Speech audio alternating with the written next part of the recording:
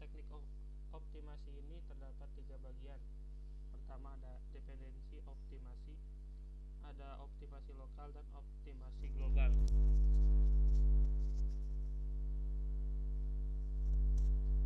Pada dependensi optimasi bertujuan untuk menghasilkan kode program yang berukuran lebih kecil dan lebih cepat. Di dalamnya ada machine dependent optimizer, machine independent optimizer atau optimasi lokal dan optimasi global. Pada optimasi lokal yang dilakukan hanya pada suatu blok atau source code dengan cara folding atau mengganti konstanta atau ekspresi yang bisa dievaluasi pada saat compiler time dengan nilai komputasi, misalnya berada pada layar A titik 2 sama dengan 2 plus 3 plus B bisa diganti dengan A titik 2 sama dengan 5 plus B. 5 dapat digantikan ekspresi 2 plus 3. Selanjutnya redundant subtraction elimination. Hasilnya digunakan lagi daripada dilakukan komputasi ulang. Contohnya A sama dengan B plus C atau X sama dengan Y plus B plus C. Optimasi dalam sebuah iterasi mencakup ada looping, unrolling, mengganti suatu loop dengan menulis statement yang ada dalam loop ditulis beberapa kali. Karena sebuah iterasi pada implementasi ke level rendah memerlukan inisialisasi nilai awal, pengetesan, adjustment, dan operasi yang terjadi pada tubuh perulangan atau loop body. Contohnya pada layar ada for I sama dengan 1 to 2 do. Dapat dioptimasikan menjadi A kurung kurawan 1 sama dengan 0 dan selanjutnya. Frekuensi reduction, pemindahan statement ke tempat yang lebih jarang dieksekusi. Contohnya seperti pada slide for I sama dengan 1 to 10 do. Begin X sama dengan 5, A sama dengan A plus 1N.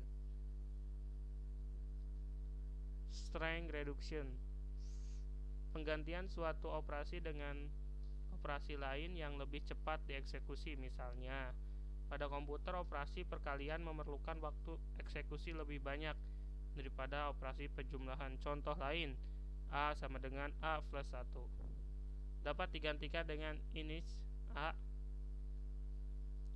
Dan selanjutnya optimasi global. Optimasi global biasanya dilakukan dengan suatu graf terarah yang menunjukkan jalur yang mungkin selama eksekusi program.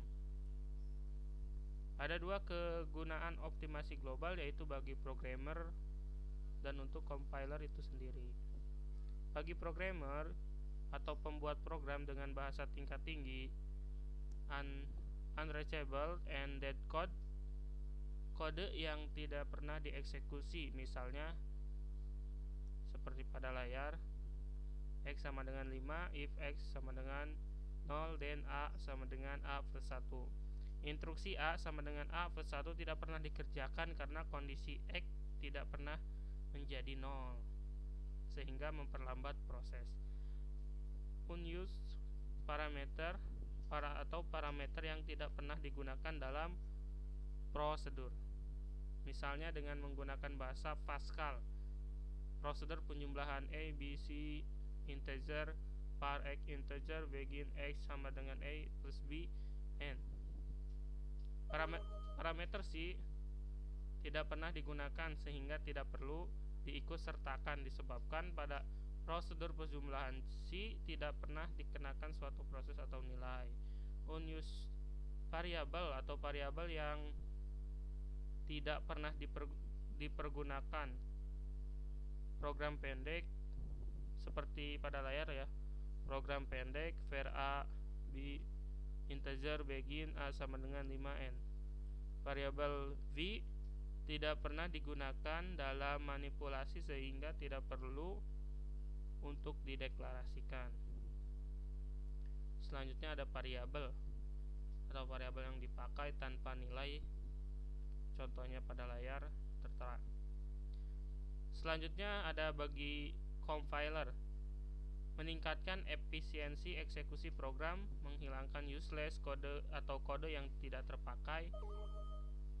Tabel informasi dua fungsi penting untuk membantu pemeriksaan keberadaan sistem semantik dari program sumber, untuk membantu dan mempermudah dalam pembuatan intermediate kode dan proses pembangkitan kode. Secara umum, sebuah tabel simbol dapat memiliki elemen tabel sebagai berikut. Ada nomor urut, nama identifier, tipe, objek, dimensi, nomor baris, variabel yang dideklarasikan, dan nomor baris variabel yang direferensikan, serta file link. Tabel informasi implementasi, ada beberapa jenis tabel informasi. Di antaranya adalah tabel identifier, tabel array, tabel block, tabel real, tabel string, dan display. Dan tabel informasi atau tabel identifier memiliki identitas seperti pada layar, ada nomor urut, nama, jenis identifier, tipenya apa, level dari identifier itu sendiri. Untuk identifier pencatatan dapat berupa seperti alamat, informasi referensi, link, normal, serta contohnya terdapat pada layar. Nah, ini merupakan tabel identifier akan mencatat semua identifier, di mana konstanta, variabel, prosedur, fungsi, dan tipenya itu no type, integer, real, boolean, char, array, dan record. Tabel informasi array dipergunakan untuk menyimpan informasi suatu identifier yang bertipe array. Nah, ini merupakan isi dari filenya, ada nomor, tipe dari indeks array, tipe elemen array, referensi dari elemen array, indeks batas, jumlah elemen array, ukuran total array, serta elemen size. Ada tabel blok yang digunakan untuk informasi blok-blok yang ada pada tabel utama. Ini merupakan contohnya. Berikutnya ada tabel real yang digunakan untuk menyimpan nilai dari suatu identifier yang bertipe real atau pecahan. Elemen-elemen dari tabel ini adalah sebagai berikut. Selanjutnya ada tabel string, dipergunakan untuk menyimpan informasi string yang terdapat pada program sumber, elemen-elemen yang terdapat pada nilai. Nah, terus selanjutnya ada tabel display yang menyimpan untuk blok-blok yang lagi aktif. Nah, sekian presentasi dari saya, semoga bermanfaat. Terima kasih. Assalamualaikum warahmatullahi wabarakatuh.